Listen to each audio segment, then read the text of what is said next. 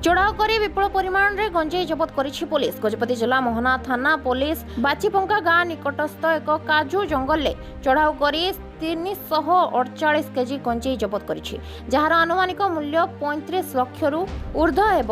अभियुक्त माने गंजेई चालाण पाई ताको पैकिंग करुथिबा बेले कोनोसी सूत्ररु खबर पाई पुलिस चढ़ाऊ करथिला। पुलिस को देखि अभियुक्त माने छत्रभंग देथिले।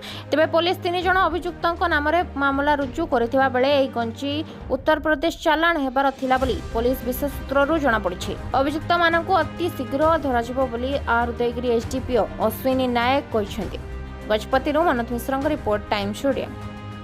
गाँ निकटस्थ जंगल 348 केजी पाखापाखि गंजेई जबत कर सर से गंजेई को रखाई कुआ चालाण पुलिस केते परिमाण गंजेई जबत कर देखो से बाचीपंका रोड रो गोटे पाख जंगल रे थिला 3 क्विंटाल 48 केजी गंजेई पैकिंग कर रखाई ट्रांसपोर्ट करने उत्तर प्रदेश साइड रे। तो खबर पाई आम गलु एग्जीक्यूटिव मजिस्ट्रेट नहीं गलु ताको आम जबत करछु।